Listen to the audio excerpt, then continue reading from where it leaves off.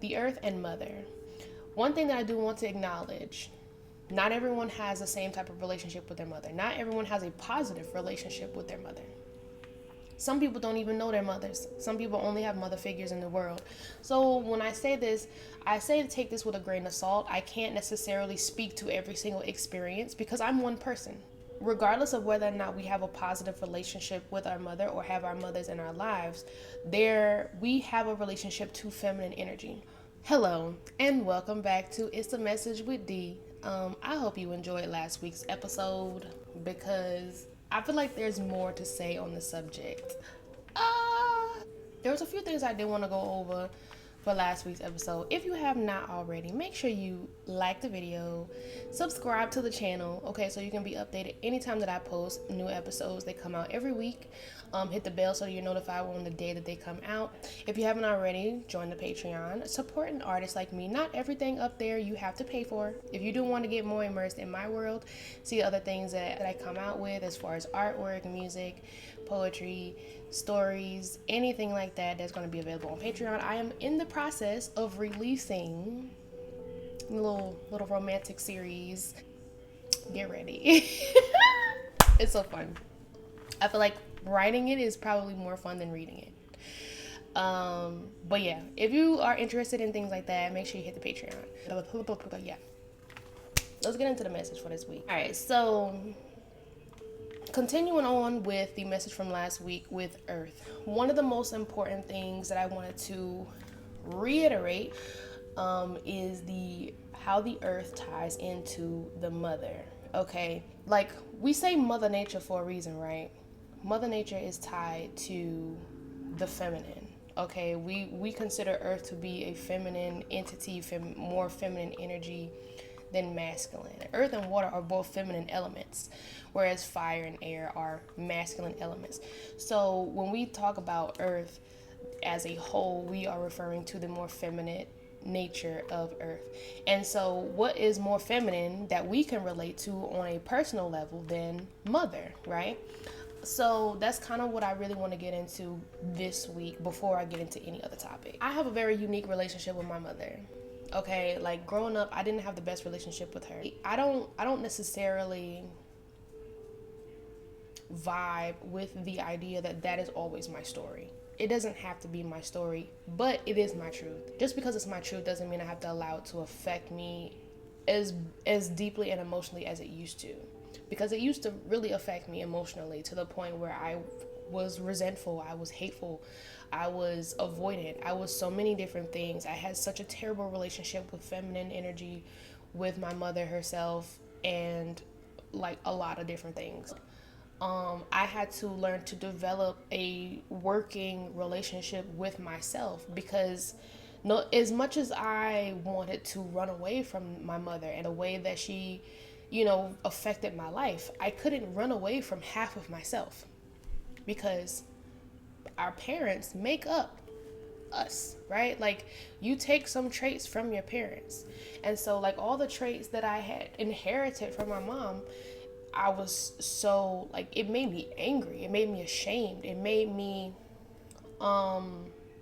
like hate myself because I had to heal the relationship that I hated with her. And when I got older, it was just like, this doesn't serve me, because even though she wasn't perfect, she still did the best that she could. And I know, like, that was something that I just did not want to hear about my parents, period. I was like, the best that you could, I don't care about. Like, sometimes the best that you can is not even bare minimum. That's a problem. And I'm like, that one little apology, that one little sentence is supposed to fix 2 years of therapy, severely failed relationships, like that. One sentence does not correct all the things that subsequently happened as a result of how you treated me. And so working through all of that was probably the biggest transformation that I endured, okay? Because there were some things that I saw in my relationships that were just blaringly obvious reflections of the relationship that I had with my mother.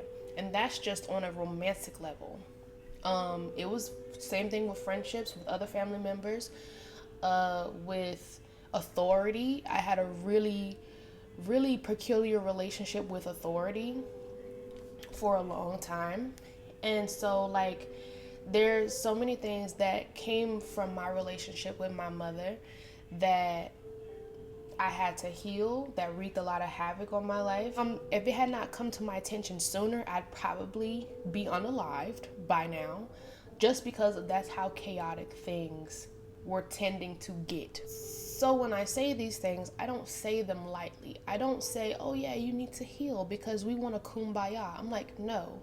There are some things that will cost you way more than money when you do not heal those wounds, okay? I don't expect for people to understand me, what I've been through, who I am, and all of that.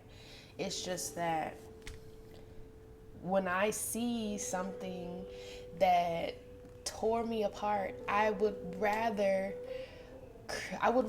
put information out there to help people to like not make the same mistakes. Not that you need to know the details of my life, but that you can identify the details in your own life that you can kind of correct.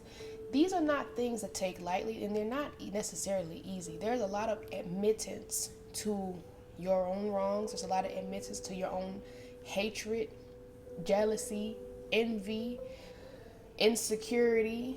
Like, you have to be able to even admit that you have these things before you can even start this work. And that showed up for me in relationships. So like if I felt insecure about the way my body was, I could first I had to admit that I feel insecure in my body right now. Why? Because I had never been given a proper representation of what it was like to have a positive relationship to your body, a positive relationship to femininity, to sensuality, to sexuality. These were things that just did not, they were either demonized heavily or not talked about at all. Feeling sexy felt wrong. It felt shameful, right? It's like, because not only does that energy come from the same spot, sensuality, sexuality comes down from the root, the sacral, so does shame. If shame blocks that, and if you ever find yourself in a space where you're like, I feel ashamed of what I like, what I feel, it's an instant block, okay? Or like it's like a kink in the chain. Like it can still come through, but like it's gonna be real distorted type, right? So the first step in healing that is to admit that you even have that, to admit that you even have feelings, to even admit that, actually I think I like this. They can be very simple, very like ordinary, but very powerful, okay, depending on how strong of an aversion you or your programming has had against certain things. So a lot of the things that I had to heal with mother, like that, these were all mentalities that was instilled in me from my parents, from my mother specifically. Going back to the mother, we think about the nurturing and the love, nurturing, care, emotional, sensual nature of the woman. We think about the mother archetype and the maiden mother crone, right? Where it's like a mother's love is an anomaly. How can you love something so deeply, so unconditionally, and never be thanked for it? You go through so much pain, but you feel like this deep, deep soul connection. Like it's just this unconditional love that no one seems to understand. We try to understand it. We try to put our little concepts and labels and stuff on things, but we don't truly understand a mother's love till you become a mother. When you don't have that relationship as the child, it's like it exists somewhere deep down, somewhere internally deep down, that it exists, and so you go looking for it in different people. You might be trying to get it from your job, your coworkers, or get that praise, get that assurance, that validation from coworkers, from friends, from romantic partners, from your teachers, from people in authoritative roles. Like it manifests in different ways. When you're blind to your own self, it can be difficult to pinpoint. You have to look at where you are seeking your validation from. What are you doing how do you view the people in your life? How do you view women? You know, like how do you view these figures, these people that are just a position to the position your mother had in your life, right? These are things that we have to look at in order to see our relationship to the archetype, to the feminine. I would like literally pay attention to what kind of women you are drawn to. Like there's one woman that you just love, that you just can't get enough of. Who are you looking at who is the emulation of what a woman should be in your life?